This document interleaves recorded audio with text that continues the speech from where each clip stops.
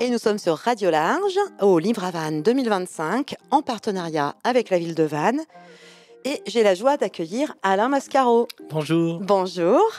Alors, Alain Mascaro, vous êtes un professeur de lettres qui vit ou viviez en Auvergne. Vous aviez tout plaqué pour voyager avec votre compagne. Vous avez été bloqué en Thaïlande durant le Covid. Et c'est là que est né le magnifique Avant que le monde ne se ferme. Oui, il est né en confinement en Thaïlande. Alors, c'est un petit mensonge de dire que toute la conception a eu lieu en Thaïlande. En réalité, c'est quelque chose que je traîne depuis longtemps, une trentaine d'années en fait. Donc les choses ont commencé en 1990 avec un concours de nouvelles que j'ai gagné qui racontait une partie du roman, c'est-à-dire la sortie du camp de Mauthausen et la reconstruction du personnage. Et puis après, cette nouvelle a intégré un macro-roman de 900 pages qui suivait le personnage sur 7 vies différentes et 2 mondes différents, mais que je trouvais impubliable et un peu complexe parce que je l'avais écrit sur une vingtaine d'années, donc ça manquait de cohérence. Et donc, en Thaïlande, j'ai extrait en fait une partie de la vie de ce personnage, une des vies de ce personnage-là, et je l'ai retravaillé pour en faire un tout cohérent sur mon téléphone portable, puisque je n'avais rien d'autre. Et du coup, même le second roman est écrit sur téléphone portable, parce qu'en voyage, traîner un ordinateur, c'est compliqué.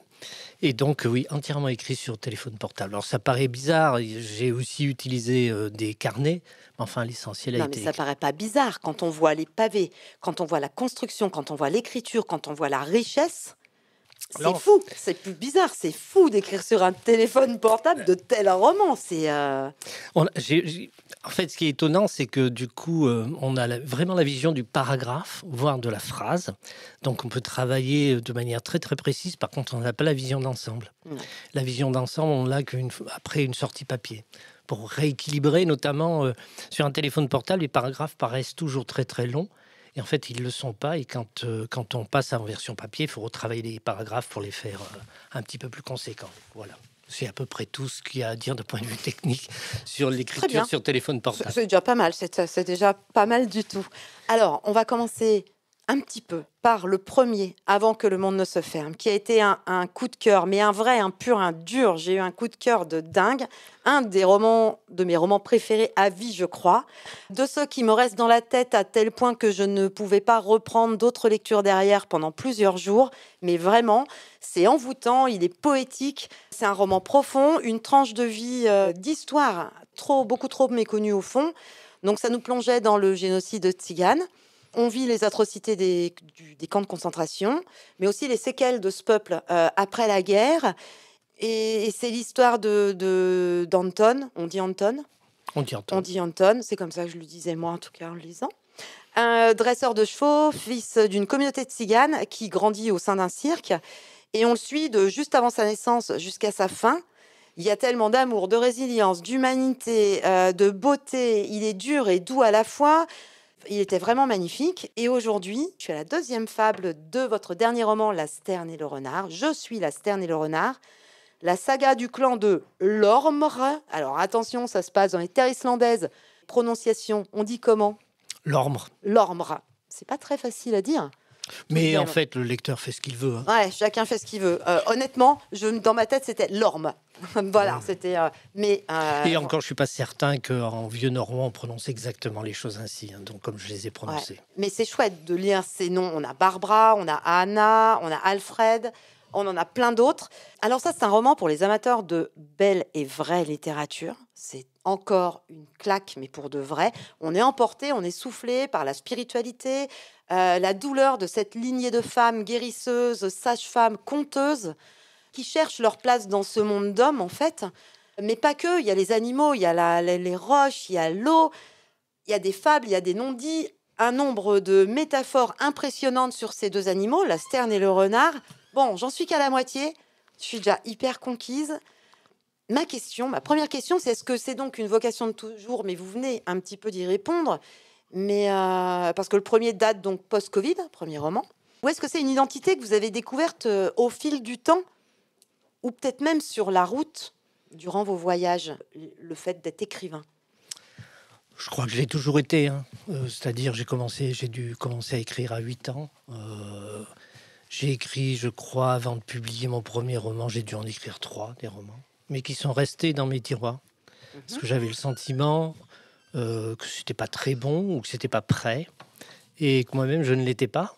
Par contre, quitte à paraître présomptueux, j'ai toujours su qu'un jour ou l'autre je publierais, mais j'étais pas pressé de le faire en fait. J'ai eu plusieurs vies et c'est dans ma deuxième vie que j'ai publié en fait d'une certaine façon. Voilà, donc ça a été une façon de recommencer quelque chose puisqu'on a tout vendu, on a tout plaqué, on est parti. Alors c'était peut-être l'élément qui manquait. C'était ce voilà, c'est ce qui a mis le feu aux poudres, hein, d'une certaine façon, c'est ce départ. Et du coup, vous avez un style qui est quand même très singulier, justement, poétique et nomade à la fois, effectivement. Est-ce que du coup, dans vos anciennes, vos romans qui étaient restés dans vos tiroirs, vous aviez déjà ce ton-là? Poétique, oui, je pense, parce que j'ai vraiment mes premiers écrits étaient des poèmes. Quand j'ai commencé à écrire, surtout aux alentours de l'âge de 12 ans, d'ailleurs lié, à la découverte de la Shoah, Mmh. j'ai commencé par écrire des poèmes OK. et Et le côté je suis nomade? et le côté nomade, ça, je crois que c'est dans le sang, Ouais, c'est de famille. ouais, Voilà, donc ouais, c'est c'est de les famille. voyages ont confirmé et ont Oui, permis c'est ça, cette liberté, cette ouverture, c'est ça. mais c'est en vous. Mais ça se sent, c'est magnifique. Est-ce qu'il y a un lieu, un paysage ou une rencontre qui a déclenché soit le besoin d'écrire, soit ces histoires-là, ces 2 histoires-là? L'une Alors, comme l'autre ou peut-être, ben, la pour le Sierra premier, Leone? on a en partie répondu, hein, Ouais, puisque 1er et voilà, c'était dans Heu, les tiroirs, il a été pour le retravaillé. second, c'est la rencontre avec l'Islande, 1re rencontre en 2016, ma compagne et moi y allons et pour 15 jours et au retour, au final, quand on arrive à Paris, on se dit qu'on ne fera plus jamais ça, c'est-à-dire partir 15 jours, c'est parfaitement ridicule et que désormais, si on part, ce sera au moins 3 mois et au bout de 3 ans, on a mis 3 ans à réunir les fonds, on a tout vendu et on est parti et on a rencontré l'Islande une seconde fois puisque, le premier roman, j'ai appris qu'il allait être, non pardon, j'ai raté une étape là. Au retour de Thaïlande, enfin quand la Thaïlande s'est à nouveau ouverte, le seul pays qui pouvait nous recevoir encore, c'était l'Islande et donc on a fait ce qu'on s'était juré de ne jamais faire, traverser la moitié du monde en avion pour aller en Islande et donc on est arrivé en Islande en été 2020 et on y est resté 3 mois, mais 3 mois dehors, sur les hautes terres, donc là où les touristes vont assez peu, hein, parce que c'est très compliqué. Et on a visité une Islande, je crois que plus personne ne connaîtra, c'est-à-dire vide de touristes. Et le roman est né dans le fjord de Vatn. Alors théoriquement, on dit Vass, hein, c'est l'eau, Mmh. Vatn. Euh, Par une rencontre un peu similaire à celle que fait Anna dans le roman, c'est-à-dire on s'est promené le long d'un lac, le long le Val d'Alswald, et arrivé à un endroit. C'était comme si le land, la terre, nous barrait le passage en nous disant de quel droit vous iriez plus loin. Ceci est le territoire de la sterne, du renard, de la truite, de la perdrix. Il y a une multitude de chemins possibles, n'allez pas là. Et on a fait demi-tour. Les mots d'Anna. C'est ça, tout à fait. Mais ça a été, on l'a vécu simultanément, ma compagne et moi, et en silence. C'est-à-dire, on a vécu exactement la même chose, mais on ne se l'est dit que quelques minutes plus tard, quand on avait quitté les lieux, en fait. La puissance de ce pays, de ces C'est un pays étonnant, peuplé. Mon roman parle beaucoup du peuple caché. Les Islandais croient au peuple caché. oui. Quand on construit une route, on fait appel à des médiums généralement pour déménager les gens des rochers ou les elfes. On essaie de négocier avec eux. Et s'ils ne veulent pas partir, on dévie la route. Et je trouve que c'est une très très belle prise en compte de l'environnement, De très la terre qui poétique. nous Voilà, accueille. tout à fait. Donc c'est parti de là. Et c'est parti aussi, ben, si vous avez lu une grosse partie du roman, donc vous avez vu le Hornstrandir, puisque le roman commence dans le Hornstrandir. Donc le Hornstrandir, c'est la péninsule au nord-ouest, la dernière péninsule au nord-ouest de l'Islande. Un endroit où on ne peut aller qu'à pied, à raison de 10 jours de marche. Ou alors on se fait déposer en zodiaque sur une côte, c'est ce qu'on a fait. On a passé une grosse semaine dans le Hornstrandir au milieu des renards. Et c'est là qu'est né, voilà, le renard, on l'a rencontré là-bas. Et la sterne, ça a été un des premiers animaux qu'on a rencontré aussi, puisqu'on est arrivé en période de nidification. Et la sterne est un oiseau réputé agressif. Ça, c'est les hommes qui voient les choses ainsi. En fait, c'est simplement que la sterne a choisi de protéger ses œufs d'une manière particulière. Les sternes pondent à même le sol, sans nid, et elles misent sur le nombre pour protéger les œufs. Et donc, toutes les sternes sont responsables de tous les œufs. S'il y a un intrus, la sterne qui est à côté va réagir et chasser l'intrus. Donc, j'en ai fait, ça c'est purement personnel, les animaux emblématiques de l'Islande, la sterne et le renard, et ça a donné un motif qui parcourt la totalité du roman. Donc, c'est un roman de motifs. C'est un roman de motifs, et Anna nous conte ces différentes fables au fur et à mesure de l'avancement, qui ont toujours trait, effectivement, donc très souvent en tout cas, à la sterne et au renard.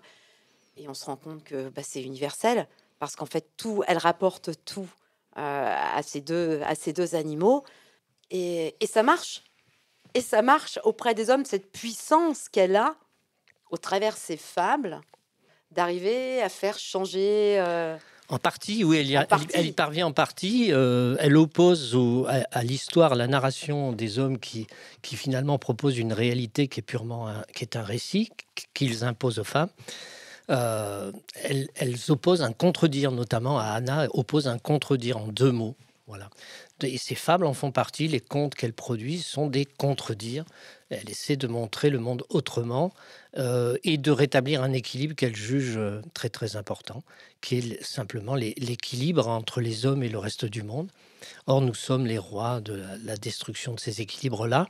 Donc, le roman, il est né de cela, indéniablement.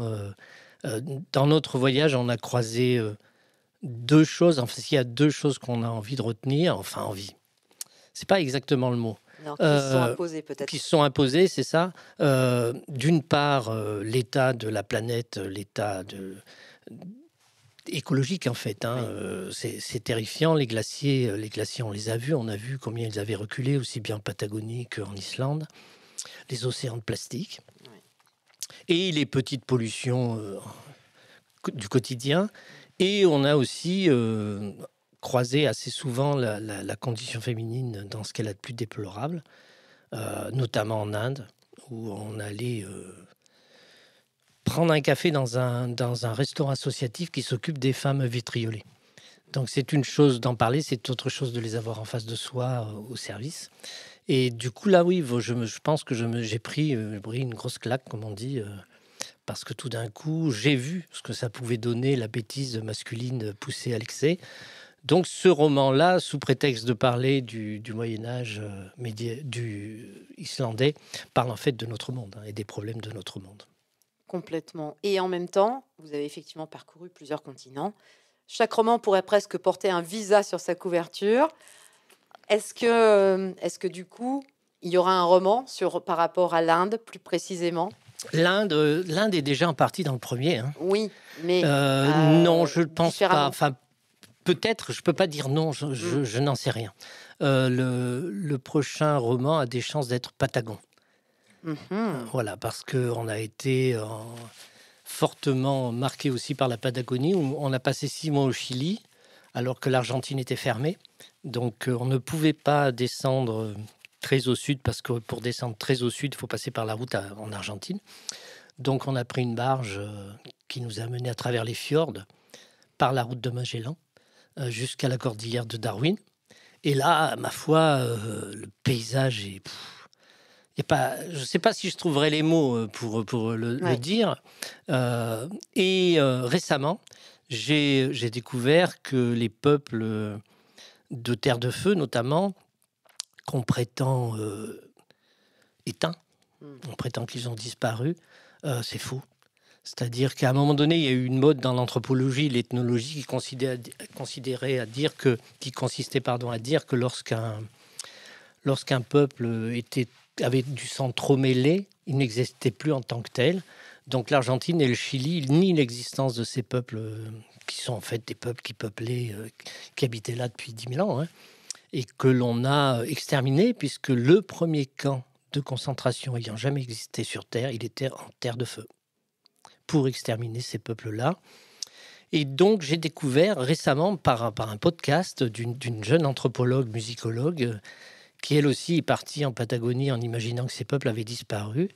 Alors, d'une part, elle a trouvé trace des anciens campements qui étaient laissés en plan parce on était venu rafler ces gens en plein repas, en pleine vie quotidienne.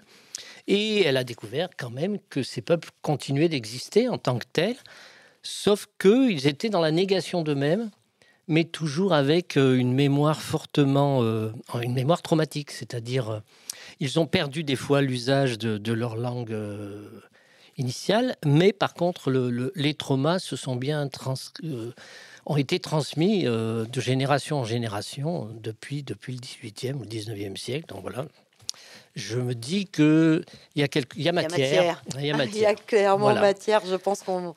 Oui, oui, oui, oui. Et c'est vrai que toute votre histoire, vos voyages donnent effectivement une écriture en mouvement. On le ressent à la lecture. On est dans le mouvement avec vous. On sent cette authenticité. On sent que vous avez voyagé, que vous êtes passé par là. Enfin, c'est super fort et ça nous arrive en plein ventre et on est emmené avec vous pour l'un comme pour l'autre. C'est quelque chose de magique qu'on peut retrouver d'ailleurs dans votre blog de voyage. J'espère. Transhumance. Donc, blog, c'est transhumance au pluriel.eu. Et sur la petite carte, Alain Mascaro a écrit « Errer n'est pas une erreur ». Et je trouve ça magnifique. Je trouve ça très beau. Mais en tout cas, on peut continuer à voyager après les livres avec vous, à votre blog. Et je trouve que ce blog amène des complémentarités au roman. Les uns vont...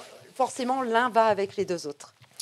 Mais j'ai été un peu fainéant ces derniers temps, donc ce qui fait que les 2 derniers voyages ne sont pas sur le blog et il faudra qu'à un moment ou un autre... On a un peu de matière quand même. Oui, déjà. Mais il y a la traversée de la Nouvelle-Zélande à vélo et le tour de la Tasmanie, c'est pas mal. Attend. Il faudrait que je m'y mette. On attend. Est-ce qu'on peut dire que vos récits sont des récits d'errance ou de quête ou les deux? Je me suis posé la question. D'errance plus que de quête, je crois. Ouais. Parce que en soi, l'errance est une quête, mais on ne sait pas de quoi.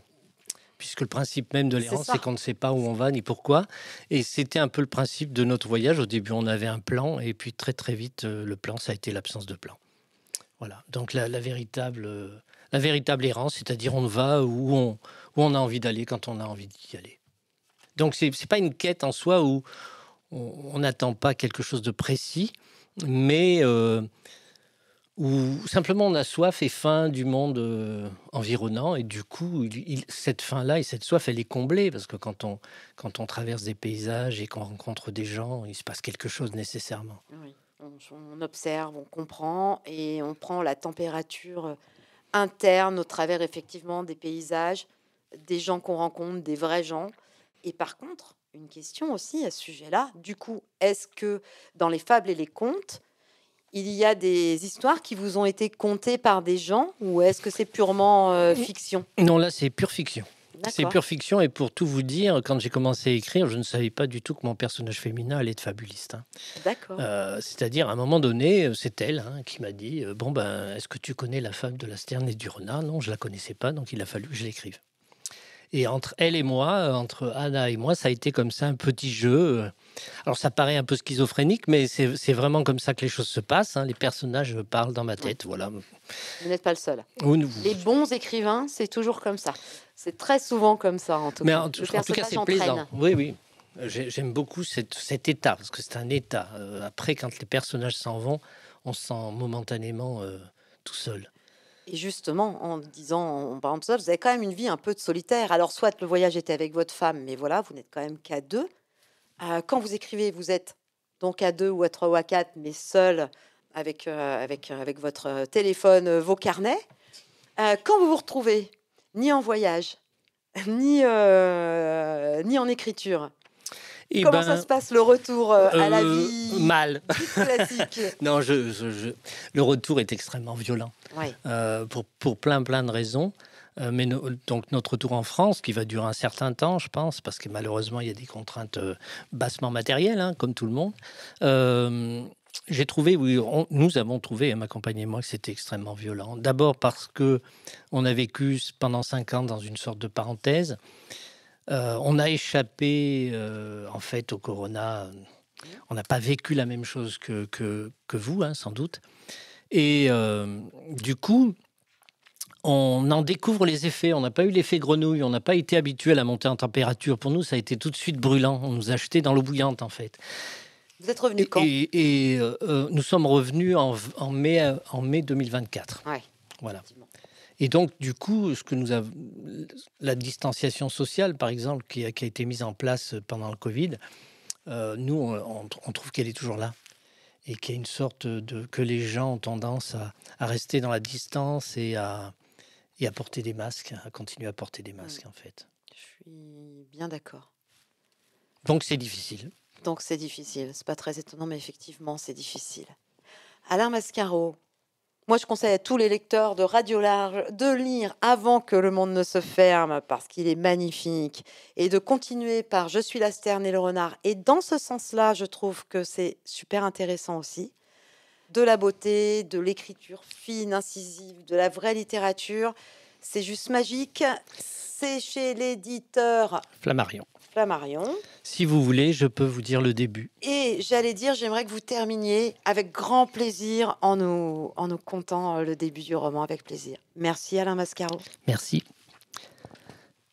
Ma sœur, qui vit de ce côté-ci de la poutre, dans l'antre obscur des terriers de tourbe, il est temps d'écouter Âme la brodeuse. Puisse cette histoire délier ce qui t'étouffe et t'ouvrir à l'immensité des landes. Écoute. Elle était venue avec la lumière, dans les prémices craintives du printemps, une toute jeune femme à la peau claire, brûlante comme le sang des volcans. Et c'est bien ce qu'elle était, d'après la rumeur, un volcan.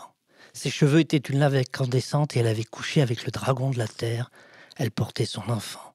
Autrefois, elle avait été Barbara Gallagher. Désormais, on l'appelait Barbara Ormsbride, l'épouse du dragon. Voilà qu'elle était devenue islandaise en quelque sorte, elle que l'on considérait comme étrangère même en Irlande, le pays où on l'avait enlevée 5 ans plus tôt, pour la vendre comme esclave.